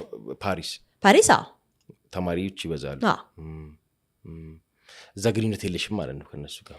አሁን ያው ስራ ዓለም ውስጥ ነኝ እና ያው ከወታደሮቹ ጋር ነኝ። ፕሮቴክትድ ነው፣ ተፈትሾ ነው የሚገቡ፣ አይዲ ይፈልጋል። ትንሽ ተለይቻለሁ፣ ግን ይኖራሉ። ያለ ፖለቲካ ትከታተያለሽ? እከታተላለሁ። እዛ ሚሊታሪ ውስጥ ስለሆንሽ ነው ወይስ በራሴ በኢንትረስት? ያው ደግሞ ፈረንሳዮች በጣም ኒውትራል ሆኗል ዘንድሮ። ኒውትራል አይመስለኝም። ኒውትራል አሁን በኢራን ዋር ላይ ማለት ነው። እንግዲህ እናያለን። በኢዩ ውስጥ አሁን በጣም ንግግር አለ። ምክንያቱም ያው ኔቶ በተለይ የምታውቀው ነው ከአሜሪካኖች ጋር ነበር እንግዲህ የሚሳተፉትና አሁን ከትራምፕ ጋር በሁለተኛው አድሚኒስትሬሽን ይርቁን ይሆን ምናምን ብለው አሁን በራሳቸው ለመጠናከር ተሳተፉ ነው። በገንዘብም ቢሆን በፌዴሬሽንም ቢሆን እንግዲህ ትልቅ ቼንጅ ላይ ናቸው አውሮፓኖች እና ፈረንሳዮች። ዋናው ከጀርመን ጋራ በቃ መሪዎች ናቸው በዛ መሳተፍና ትራንዚሽን ፔሪድ ይመስለኛል። የሆነ ለውጥማ እየመጣ ነው እንጂ ድሮ አሜሪካ ተነስተው ይከተሏት ነበር። የኔቶ ላይም ያላት ሚና ቀላል አልነበር። ግን በፊትም ፈረንሳይ አሁን በኢራቅ ጊዜ መጀመሪያ ፈረንሳይ አንሄድም ብለው ከአሜሪካን ርቀው ነበር። ፈረንሳዮች አንዳንዴ በትራዲሽናቸው እንደዛ ናቸው። ዝም ብለው ሌላ ሰው መከተል አይፈልጉ። በተለይ መሪዎች ያው ንጉሳቸውም እንዳደረጉ አይተናል። የራሳቸው በቃ ፓት አለና ያንን ይከተላሉ፣ በራሳቸው ቫልዩ ማለት ነው። እሱም ጥሩ ነው። በተለይ ፖለቲካሊ በዲፕሎማሲ ዓለምም ንጉሳቸው ምን ያደርጉት እንዴ? በፍሬንች ሬቮሉሽን ጊዜ ያ ጊዮቲን ፈረንሳይ ሪቮሉሽን፣ ከዛ በኋላ ወደ አውሮፓ ነው እንዴ በሪፐብሊክ ሄደው እንጂ ብዙ ነገር የለወጡት ፈረንሳዮቹ ናቸው። አሜሪካ ብትሆኚ ሰልፍ ተውጪ ነበር? አሁን ተውጪ ነበር ማለት ፓሪስም እኮ ነበር። ይሄ ኖኪንግስ እንዴ ሁሉም ጋር አለ። አሁን ኖኪንግስ አሁን ሁሉም ጋር አለ። እናወጣሽ ወጥቼ ነበር። ስለዚህ አክቲቭ ነሽ ማለት ነው ፖለቲካሊ? እሞክራለሁ። በጣም አክቲቭ ነኝ ልል አልችልም፣ ግን እስከምችለው እሞክራለሁ። መከታተሉም ምንድነው ስሎጋናችሁ? ምንድነው ይዛችሁ ወጣችሁት? እኔ ከጓደኞቼ ጋር ነበር፣ እነሱ ሳይን ነበራቸው። ግን ያ ዋናው ትራምፕ የሚባለው ፕሬዚደንታችን ደግሞ ሁለተኛ መመረጡ እስካሁን ድረስ ገርሞኛል። እንዴት እዛ ደግም አልመሰለሽም? አልመሰለኝም ነበር። አንደኛውን ገርሞኝ ነበር። ለሁለት እንሄዳለን ብለን አላሰብኩም ነበር። እና በቃ ከነሱ ጋር ወጣሁኝ። እንግዲህ ምን እንደሚሆን እናያለን። ጠንካራ ተፎካካሪ ያገኝ ይመስልሻል? በሁለቱም ጊዜ አላቅም። እንዴት አብሮት የነበሩት ካንዲዴቶች በተለይ ዲሞክራቶቹ ካንዲዴቶች ስትሮንግ ናቸው ማለት እንችላለን? በደንብ አልነበሩ መሰለኝ። ደግሞ ስትሮንግም ቢሆኑ ብዙ ተቃዋሚዎች የነበራቸው ፖላራይዚንግ የሆኑ ካንዲዴቶች ይመስሉኝ ነበር። በተለይ አሁን በመጀመሪያው ሂለሪ ክሊንተን፣ ብዙ ሰው ክሊንተን ሲያስብ የራሳቸው የሚመጣባቸው ሀሳቦች ባይሶችም አሉ። ዴሞክራቶች አሁን ግን እነሱም አሁን እንዳልከው ትልቅ ቼንጅ የሚወጣበት ጊዜ ይመስለኛል በፓርቲውም። አሁን ሁለተኛ ትራምፕ ስለተመረጠ ለሚቀጥለው ምን ነው መቀየር ያለብን የሚሉ ይመስለኛል። ካማላ ሃሪስም ብዙ አልገፋችም። ግን እሷም ሌት ሆና ነው አይጀመረችው። እሱም በጣም እንዳሁም ብዙ ቮት አግኝታለች። እንደዛ በአዲስ ኦልሞስት 6 ወር ምናምን ብቻ ነበራት አይደለ እስከ ምርጫው። እና ብዙ ቮት አግኝታለች፣ ግን ጊዜ አልነበራትም ይመስለኛል። ገርማ ሁለቱም እኮ ሴቶች ናቸው የገጠሙት ትራምፕ። እና ምንድነው ዲሞክራቶች ማሻሻል ያለባቸው?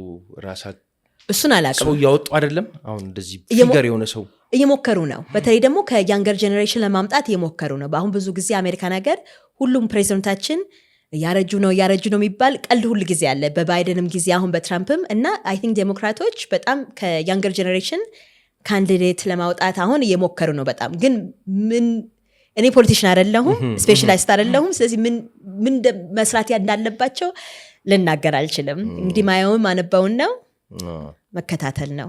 ያው እንደዚህ ጋር የምትከታተሉት ነው። እኛ እኮ የሀገራችን እንደምንከታተለው እንደዛ እንጂ አድቫይስ መስጠት አልችልም። መርጠሽ ታውቂያለሽ? ምርጫ ተሳትፈሽ ታውቂያለሽ? የት? የአሜሪካ ምርጫ? እሺ። አሁን ውጭ ሀገር ስትሆኑ እንዴት ነው የምትመርጡት? በአብሰንቲ ቮት ነው የምንመርጠው። ወይ አሁን በኦንላይን ወይ በኤምባሲ። እዚህ ኤምባሲ ሲሄዱ አውቃለሁ አሉ። ግን በሌተር በፖስት መላክ ትችላለህ ከፈረንሳይ ጋር ቮትን አድርገህ። ግን ደግሞ እንደ ስቴቱ ነው። አንዳንድ ስቴት በኦንላይን ላይ አድርገህ አብሰንቲ ቮት ይባላል፣ ግን ይቆጠራል። ዲሴንትራላይዝድ ነው እንደ የኤሌክሽን እንትኑ ፕሮሰሱ። ለምንድን ነው የሚለያዩ ከስቴት ስቴት? ሁሉም ስቴት የራሱ ሲስተም አለው የኤሌክሽን ሲስተም። ስለዚህ ዲሴንትራላይዝድ ነው ማለት ነው። እሱ ፓርታው ግን ያው ሁሉም ወደ አንድ ኋላማ ይቆጠራል። አግሪጌት ነው ኋላ ይቆጠራል፣ ይደመራል። መርጠሽ ታውቂያለሽ ወይ? እንዲህ ሁሉ ጊዜ መርጣለሁ። እውነትሽን ነው? ከማን ጊዜ ጀምሮ ማለት ነው አክቲቭ የሆንሽው ፖለቲካሊ? መች ነው? ክሊንተን ነው ክሊንተን ሩቅ ነው። መቼ ነበር መጀመሪያ ቮት? ቡሽ ይሆን? ቡሽ ሰከንድ መሆን አለበት። ግን መጀመሪያ ማን እንደሆነ አሁን አልመጣልኝም። ግን ከቡሽ በኋላ ኦባማ ነው። ለኦባማ ቮት አድርጌያለሁ። ባይደን በቃ እንደዛ ኤቭሪ 4 years ነው የምመረጥ እንዴ? እሺ። ለኢትዮጵያውያን ወይም ደግሞ እዛ ላሉ ስደተኛ ዲያስፖራ ኢትዮጵያውያን ልቀይር ቋንቋ፣ ለዲያስፖራ ኢትዮጵያውያን የሚመቸው ዲሞክራት ሲያስተዳድሩ ነው ወይስ የሪፐብሊካን አድሚኒስትሬሽን ነው? አሁን ባለፈው አንድ ጓደኛዬ ትራምፕን ነው የመረጥኩት ለኢትዮጵያውያን ይመቻል ባለኝ በስንተኛው ቀን ህግ አወጣ። ግን ለምን ኢትዮጵያኖች ይመቻል ብሎ አሰበ? በቃ ብቻ መረጥኩ ሲል አለ። እንግዲህ ብዙ ጊዜ የምናየው ከራሳችን አይደል ወገንተኝነት አንፃር እንደዛ መረጥኩ። ፕራክቲካሊ ያጋጥሞኛል ቮት አድርጎት የመጣ። እኔ ሁል ጊዜ ዴሞክራቶች የሚሻሉን ይመስለኛል። በተለይ በኢሚግሬሽን ስናይ በእንዴ ሶሻል ፕሮግራም ፐብሊክ ስኩል ምናምን ዴሞክራቶች ናቸው ሁል ጊዜ ለዛ ፈንዲንግ የሚሰጡት የሚሳተፉት። ሪፐብሊካኖች ለምን እንደሆነ ገረመኝ እንደዛ በማለቱ። ምክንያቱም ሪፐብሊካኖች ዋናው እንግዲህ ሎወር ታክስስ ለሀብታሞች ነው አብዛኛውን ጊዜ። እሱ ሀብታም ነው እንትኖች አሉት ብቻ እዛ ስታብሊሽ ያደረጉ ቢዝነሶች አሉት። ግን አይ ቲንክ ለእኛ ዴሞክራቶች የሚሻሉ ይመስለኛል። በቃ ለኮሚኒቲ እኛ የሚሰሙት እነሱ ይመስሉኛል። ሪፐብሊካኖች በተለይ አሁን በጣም ኢንሱለር የሆኑ ነው፣ በጣም ወደ ውስጥ እያዩ ነው። እና ሌላ ሀገርን በቃ ለመግባባት አይፈልጉም፣ ለመጠጋትም አይፈልጉም። አሁን በተለይ ዴሞክራቶች የሚሻሉን ይመስለኛል። የሚገርም አሁን የዩኒቨርሳል ሄልዝ ጉዳይም ከመጣ ኦልሬዲ ያው ብዙ ጊዜ በኢኮኖሚ ስደተኞች ስለሆን የተሻለ ኑሮ ፍለጋ ለሚሄድ ሰው እነሱ አይነት የጤናም የትምህርትም አንዳንድ አገልግሎቶች ለማግኘት የነሱ ፕሮግራሞች የሚስማሙን ይመስለኛል እንዳልሽው። ስለዚህ አንቺ ዴሞክራት ነሽ ማለት ነው? ለዴሞክራት ነው ቮት ማረጋው። አጌንስት ነሽ አታውቂም? አይ ሆኜ አላውቅም። ለሪፐብሊካን አልቮት አላረግም። ግን ደግሞ ቦስተንም የዴሞክራት ማለት ማሳቹሴትስ የዴሞክራት ስቴት ነው፣ የኬኔዲ ስቴት ነው። ሁሉ ጊዜ ወደ ዴሞክራት ነው ምን ቮት የምናረጋው። እንትኑ ነው ይሄ ሪዞርቱ ነው ይባላል። እንዲገርም ነው። ናፍቆቴ ሌላኛው እንግዲህ ቅድም የነካካ ነው የዚህ የዓለም መፈራረቶች ነበሩ፣ ብዙ መፈራረቶች ነበሩ በኢራን እና በእስራኤል ተደርጎ ከዛ ደግሞ አሜሪካ ገባችበትና ትንሽ ሰፋ ወደ ኢኮኖሚ እየሄደ ነው። ብዙ ሀገራት በተለይ ከነዳጅ ግብይት ጋር ተያይዞ ነዳጅ ንግድ ኢኮኖሚውን በጣም እየነካካው ነው። እናንተም እንግዲህ ሰልፍ አንዱ ያስወጣችሁም እሱ ይመስለኛል። ብዙ የአሜሪካ ከተሞች ዩሮፕም ላይ ከዛ ባለፈ ደግሞ በሶሻል ሚዲያም ብዙ ሰው እየጮኸ ነው። ወዴት እያመራ ምን ይመስል መፍትሄ ያገኛል ብለሽ ታስቢያለሽ? የሚታይሽ ምንድን ነው? በግል መፍትሄ ቢገኝ ደስ ይለኛል። እንዳልኩ ደግሞ ሰላም ቢሆን ሰላም ዋናው እሱን ነው የምፈልገው። እና እንዳልኩ ይሄ የኔ ስፔሻልቲ አይደለም፣ ግን ማየው እንግዲህ ከፈረንሳይ ሀገርም አሜሪካዊ በመሆኔንም ከሌላ ሀገር ድምፅ በጣም ይፈለጋል፣ ከሌላ ሀገር ፐርስፔክቲቭ ኦፒኒየን ይፈለጋል። እና አሁን በደራሲነት በኩል ሁሉ አሁን በካልቸር በኩል አሜሪካ ነገር ሁሉ ጊዜ ዳይቨርሲቲ በቃ ከሌላ ሀገር ይፈለጋል። በቃ አይዲያዎችም ኢንቬንሽኖችም ፍጥረቶችም ይፈለጋሉ። እና በቃ ተስፋ ያለ ይመስለኛል። ግን በአሁኑ ጊዜ እንዳልከው በጣም የሚያስፈራና የሚያስጨንቅ ጊዜ ነው። እንዴት ነው ከዚህ የምንወጣው? መፍትሄውን አላቀውም፣ ግን ብንወጣ ተስፋ አለኝ። ምንም ቢሆን ሁላችንም የሞከርን ደግሞ በቃ ምፈራው አንዳንዴ ይሄ ናይሊዝም ነው። አይ በቃ አሁን ምን ዋጋ አለው? እና እሱ ራሱ ተስፋ መቁረጥ አሁን ራሱ ትልቅ ወደዛ ባንሄድ የሚሻል ይመስለኛል። ወደዛ ከሄድን በቃ ሌላ የትም አንሄድም፣ መፍትሄ የለም፣ መንገድ የለም። እና ከዛ ለመውጣት እንግዲህ ሁል ጊዜ ነው የምጠራው እንደዛ ነውና እና ሁል ጊዜ እንግዲህ በሶሻል ሚዲያም ቢሆን በምንችልበት በፊልዳችን በኢንትረስታችን በዛ መሳተፍና ሌላ ሰው መፈለግ ኮሚኒቲ መፍጠር ትልቅ ነገር ይመስለኛል። ቀላል ደግሞ አይደለም። ብዙ ሀገራትም ዝም አይሉም። እንግዲህ ለነገሩ ብዙ ጥያቄ ወደ አቶ ትራምፕ ነው እየሄደ ያለው ዛን አሜሪካ ማለት ነው። አሜሪካንን ብሌም ከማድረግ ይሄ ሰውዬ ከመጣ በኋላ የአቶ ትራምፕ ጉዳይ ሆኖ እንጂ ምናምን የሚሉ ሰዎች አሉ። የእሱ አድሚኒስትሬሽን አሜሪካ ነገርም እንደዛ ነው። ሁሉም ነገር ወደ ባላንሱን የሰራው ደግሞ ሰልፍ በመወጣቱ ነው።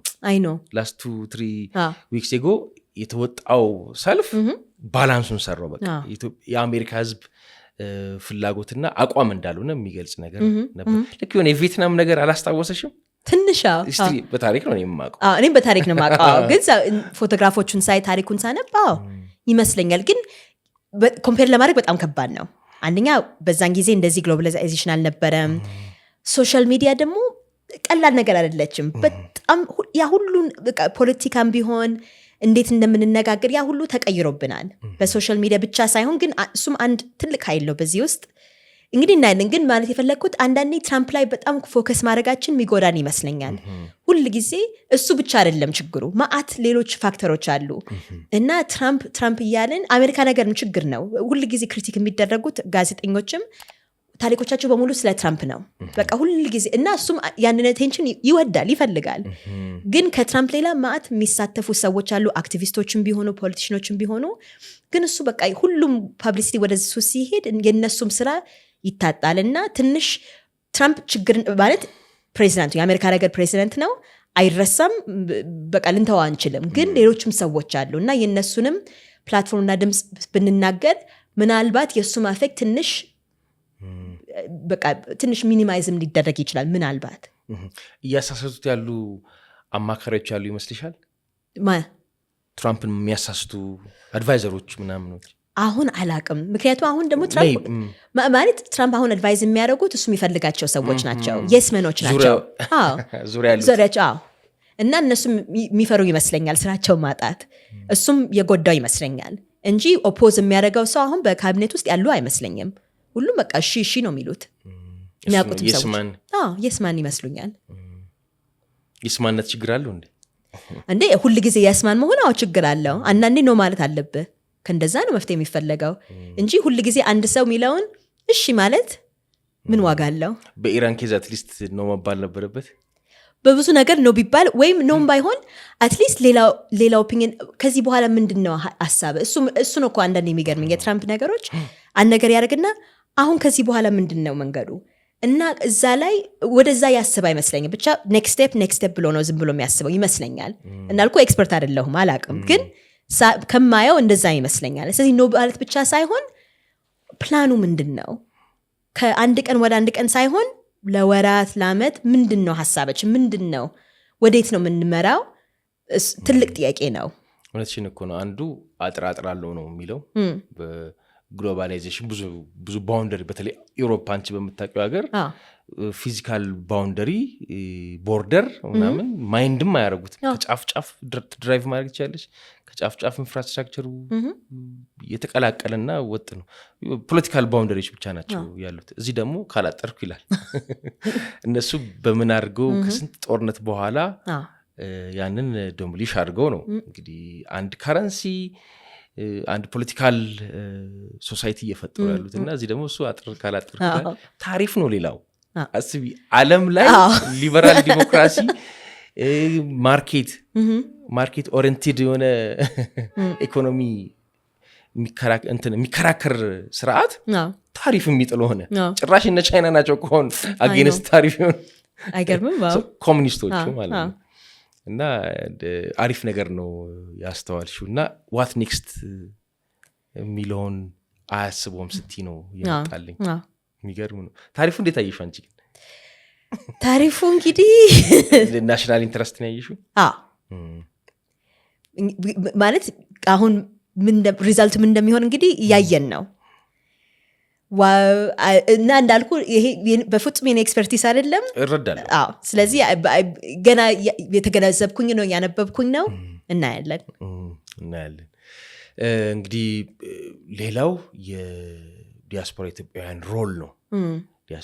ኢንቨስት ያደርጓሉ፣ ቻሪቲ ላይ ብዙ እርዳታ የሚረዷሉ፣ ቱሪዝም ላይ ብዙ ስራ የሚሰሯሉ፣ ባላቸው አቅም የሚያስተዋውቋሉ፣ ካሉበት ሆኖ የሚያስተዋውቋሉ፣ ፖለቲካ ላይ የሚሳተፏሉ፣ አክቲቭሊ ሆኖ ሶሻል እንዳልነው ደግሞ ገንዘብ በመላክም በማስተባበርም ትምህርት ቤቶች የሚሰሩ ጤና ተቋማት ምናምን ውሃ በተለይ የሚሰራሉ። ያ ውጭ ያለውን አቅም ሞቢላይዝ በማድረግ ማለት ነው። እንግዲህ እናንተም በአርት በሊትሬቸር ደግሞ የምታስቡት ነገር አለ? እኔም ያሰብኩት እንግዲህ ገና አላወቅኩም እውነት ለመናገር፣ ግን ብዙ ሌሎች ጸሐፊዎች የጀመሩት አለ። አንድ ኮሌክሽን አለ አዲስ አበባ ኗር የሚባል መዓዛ መንግስት የምትባል የታወቀች የኢትዮጵያዊ ጸሐፊ የጀመረችው ኮሌክሽን ነበር።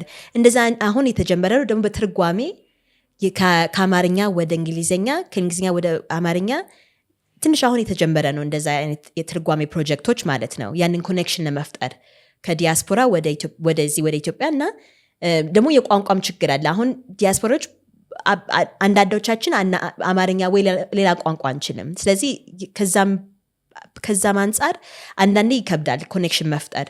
ስለዚህ እነዛ በቋንቋ በትርጓሜ በኮሌክሽን እንግዲህ ትንሽ በትንሹ በደራሲነት እንግዲህ የሚሳተፉ አሉ እና እኔም እንግዲህ አያለው በኋላ ምን ማድረግ እንደምችል። ያ ሁል ጊዜ እኔ ስሳተፍ ማድረግ የምፈልገው በማቀው እውቀት ባለብኝ ቦታ ዝም ብዬ ገብቼ ማላቀውን ነገር መስራት ምንም ዋጋ የለውም እና በደንብ እውቀቱ አለኝ፣ ፕላን አለኝ፣ መግባት ፈልጋለሁ ምልበት ቦታ ሚኖር ይመስለኛል እና እያየሁኝ ነው። ያው ኦፕን ነኝ ሁል ጊዜ። ናይስ። አንዳንዴ እንደዚህ ከንባብ ጋር ከመጽሐፍ ጋር የሚሰሩ ሰዎች ለላይብረሪዎች ለዩኒቨርሲቲዎች እንደዚህ አሰባስበው ዶኔት ሲያደርጉም አውቃለሁ። እንደዛም አለ። ዘገባም እንደዚህ ዘገባ ታውቂያለሽ? አላውቅም። መዘገብ ሪፖርት ኦኬ ሪፖርት አድርጌ ከቨር አድርጌ አውቃለሁ። ኒውስ ከቨሬጅ ሰጥቼ አውቃለሁ። እና እንደዛ ይሰራሉ። በፊልድ ስላልሽ ነው በፊልድ ስላልሽ ነው። ኔትወርክ አላችሁ ማለት ነው ኢትዮጵያን ኦተርስ እንዴ? አዎ አለ ኔትወርክ አላችሁ? ደግሞ መጽሐፍ ሲወጣ ሁል ጊዜ ያው እናያለን።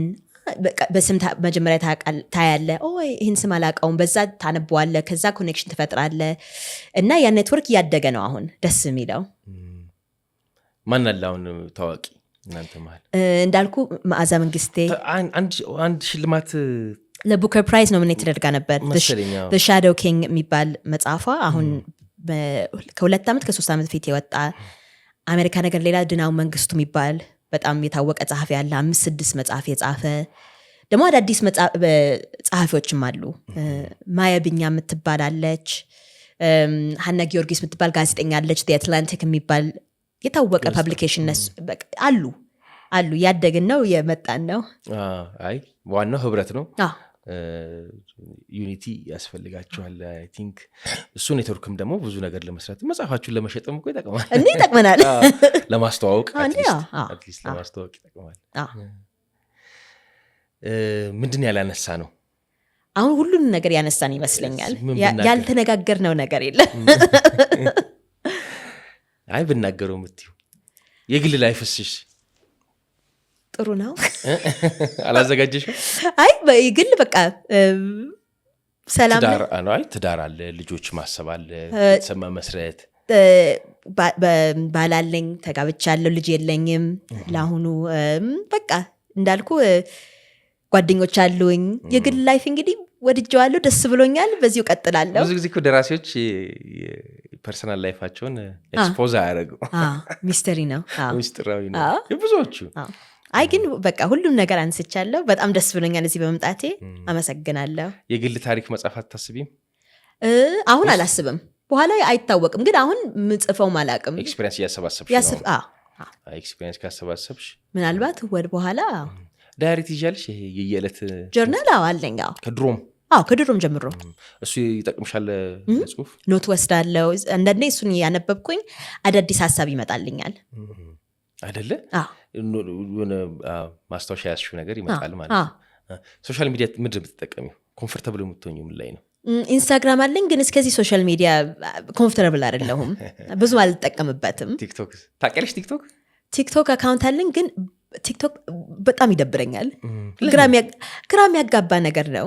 ማአት ቪዲዮ እኔን እንደዛ አይደለሁም። አቴንሽን ስፓን በጣም አለኝ እና አንድ ነገር ላይ ኮንሰንትሬት አድርጌ ጨርሼ ወደ ሌላ ነገር ይሄን ነው የምፈልገው። ቲክቶክ ግራ ያጋባኛል በጣም በቃ። እና አለኝ አካውንት አንዳንድ ቪዲዮ ለማየት፣ ግን በፍጹም ኢንጆይ አላደርገውም። ጭንቀት ነው የሚያመጣብኝ፣ አልፈልግም። እሺ ፈረንሳይ ኢሮፕ ላይ እንዴት ነው ያለው ፌኖሜና? ሶሻል ሚዲያ ነው ቲክቶክ ምናምን አለ ኦፍኮርስ። ሁሉም ሰው ቲክቶክ ላይ ነው። አይ ቲክቶክ የዓለም በሙሉ ኮንትሮል የሚያደርግ ይመስለኛል። የሚገርም እኮ ዓለም ላይ ካለ እኮ ወደ 8 ቢሊዮን ህዝብ ወደ ከ3 እስከ 4 ቢሊዮን ሃፍ ፊት ቲክቶክ ላይ አይደለ? በጣም እንትን ነው እየወረረው ነው ዓለምን። ጥቅምም አለው ግን አንዴ በጣም ጥቅም አለው። መጽሐፍ ለማስተዋወቅም አንዴ አውቃለሁ። ለሌሎች ተዋዋለሁ። የኔ ኤክስፐርቲስ አይደለም ሶሻል ሚዲያ ይመስለኛል። አንዳንዴ ለፕሮሞሽን እጠቀምበታለሁ እንጂ ደግሞ የሌላ ሰውን ቪዲዮ ማየት እወዳለሁ። አንዳንዴ ግን ዝም ብዬ ለ3-4 ሰዓት ስልኬ ላይ ቁጭ ብዬ በቃ አይመጣልኝም። ራስ ምታት ነው። ይሁን የወጣቶች ነገር አለው ይመስለኛል፣ ያንግስተርስ ነገር አለው። ግን ብዙም አዋቂዎችም ይወዱታል። እንደ ኢንትረስትም ነው። እኔ አይምሮዬ ትንሽ በቃ ቀስ ያለ ስለሆነ ይሆናል። ብቻ ግን አንድ ነገር በደንብ ገብቶኝ ኦኬ ብዬ ከዛ መሄድ ነው የምፈልገው እንጂ ዝም ብዬ ለቀም ማድረግ ይደብረኛል። እንደዛ አይደለም ሀሳቤ። አውሮፓ ጋዜጣ አለ አሁንም አለ፣ ጋዜጣ ወረቀቱ አለ፣ ፔፐሩ አለ። ብዙዎቹ ወደ ዲጂታል እንትን የተቀየሩ ነው። የአውሮፓም እንግዲህ ወደ ዲጂታል ኤዲሽን አለ። ግን አትሊስት ፈረንሳይ ሀገር አሉ ትልቅ ጋዜጣዎች አሁንም በፔፐር ይሸጣሉ። ሰውም ይገዛዋል ማለት ነው። ይገዛዋል። ግን አሁን ቀስ እያለ አሁን ብዙ ሰው በዲጂታል ነው በኦንላይን ነው የሚያነባው። አውቁ ሰብስክራይብ አድርጎ ኦንላይን ነው በስልኩ በላፕቶፕ ነው ይመስለኛል። ብዙ ነገር የተቀያየረ ነው። ያንቺ መጽሐፍም በምንድን ነው የሚሸጠው? ኦንላይን ነው የሚሸጠው? አይ ቲንክ በኦንላይን። አዎ። ሶፍት ኮፒ አለው እንዴ? ግን የሶፍት ኮፒ ሀሳብ እንዴት ነው? ፔፐርባክ ማለት ነው አለው ማለት የአዲሱ መጽሐፍ ያው ገና አልወጣም፣ ግን የፓርኪንግ ሎት አቴንደንት በፔፐርባክም አለ። መጀመሪያ ሁሉም በሃርድ ካቨር ይወጣል። ከዛ እሱ ካለቀ በኋላ ማለት አሁን አንሸጥም ካሉ በኋላ ወደ ፔፐርባክ ይቀየራል። ትንሽ ይረክሳል ከሃርድ ካቨር። ግን በፓርኪንግ ሎት አቴንደንት በኪንድል አለ፣ ኦዲዮ ቡክ አለው፣ በብዙ አይነት አለው። ኦዲዮ ማን ተረከው? ባኒ ቱፕን የምትባል አክትረስ በጣም ጎበዝ ናት። በአክተር በተዋናይት ነው ያስተንትላችሁ። ወንደርፉል። ሁለተኛው መጽሐፍ ሲወጣ ደግሞ አንብቤ አሪፍ ቆይታ እናደርጋለን ብዬ አስባለሁ። እዚህ ሀገር ደግሞ የሚያስፈልግ ማስተዋወቅም ካለብን እዚህ ሀገር ካሉ ኤጀንቶች ጋር የሚገናኝበትን መንገድ ካለ ያንቺ ስራ ከሆነ ማለት ነው እና ኢንተረስት ካለ እዚህ ሀገር ኦዲየንስን በዛው ቴስት እንድታደርግ ይፈልጋለሁ። በጣም ደስ ይለኛል። የሚገራርሙ አንባቢዎች ያሉበት ሀገር ነው በሁሉም ቋንቋ እና እሱንም እንሞክራለን። በፈለግሽው የኔትወርክ ፖድካስታችን ከጎንሽ ነው። እሺ፣ አመሰግናለሁ ስለሆንሽ ከኛ ጋር ይህን የመሰለ ቆይታ ስላደረግሽ፣ ልምድሽን ስላካፈልሽን ደራሲ ናፍቆት ታምራት በጣም ነው የምናመሰግነው። ቀረምትዩ ብገልጾ ብናገረው ባስተላልፎ የማመሰግነው ኤኒቲንግ እድል ይስጥሽ። በቃ ቤተሰቦችን ነው በጣም ማመስገን የምፈልገው። በጣም በቃ አመሰግናለሁ። ረጅም ነው የጠበቅኩት። አይ አይደለም፣ አጠር ያለ ይገባቸዋል። ለማን ምን እንደሆነ ይገባቸዋል። በጣም አመሰግናለሁ። ክብራትና ክብራን ተመልካቾቻችን ዛሬ ከደራሲ ናፍቆት ታምራት ጋር የነበረን ቆይታ ይህንን ይመስል ነበር። እንደተመለከታችሁት ደግሞ ተወልዳ ያደገችው ቦስተን ከተማ ነው። አማርኛዋን እንደሰማችሁት ጣፋጭና ጨዋ ታዋቂም ጭምር ነች። አብራችሁን ስለሆናችሁ ስለተከታተላችሁን እጅግ አድርጌ አመሰግናለሁ። ጤና ይስጥልን።